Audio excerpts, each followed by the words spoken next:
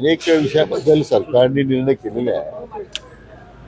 स्वतः माननीय मुख्यमंत्री महोदयांनी याच्यामध्ये मागच्याच वेळी मागच्या काळात विशेष पुढाकार घेऊन कार्यवाही सुरू झालेली आहे. तर मला आता मी त्यांच्याशी आज चर्चा करणार आहोत. त्यांच्या काय मुद्दे आहेत, आणखीन काय कार्यवाही पुढे राहिल्या असेल, काही त्रुटी राहिल्या असतील तर त्या संदर्भात आज चर्चा करून त्यानंतर पुढे कारवाई करू.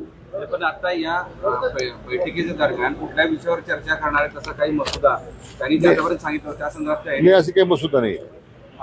आता आम्ही ऑलरेडी त्यांनी जे जे मुद्दे उपस्थित केलेले आहेत त्याच्या संदर्भात कार्यवाही झालेलीच आहे. आता त्या कारवाईमध्ये काही त्यांना त्रुटी वाटत असतील किंवा काय अडचण वाटत असेल तर आणखी चर्चा करू आपण त्याच्यामध्ये. हैदराबाद गॅजेटियर नंतर इतर गॅजेटियर लागू कराव्यात अशी त्यांची मागणी असल्याची कळत आहे. सातारा किंवा इतर नाही, त्याच्यामध्ये काय आहे, मुख्यतः हैदराबाद गॅजेटरच्या अंमलबजावणीला सध्या न्यायालयामध्ये सध्या प्रक्रिया सुरू आहे.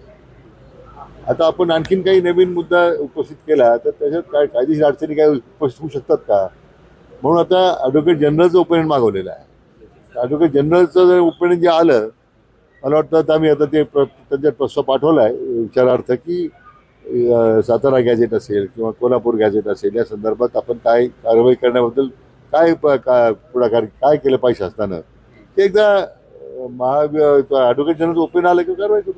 दोन्ही पक्षाचे नेते सोबत आहेत, शिवसेना आणि आपण शिष्टाईसाठी. असं पहिल्यांदा होतंय कारण यापूर्वी कधी उदयदादा अगोदर येऊन जायचे त्यामुळे मधल्या काळात टीका होत होती, आरोप झालेले होते की एकाच शिवसेनेचेच लोक येत आहेत. आम्ही वेगळे कधीच नव्हतो. तो आपण मला वाटतं तो एक थोडा गैरसमज झालेला दिसतोय. एवढंच एक आम्ही एक संबंध निर्णय केलेले सगळे आतापर्यंत, असं काही वेगळं वेगळं पण काय त्याच्यात.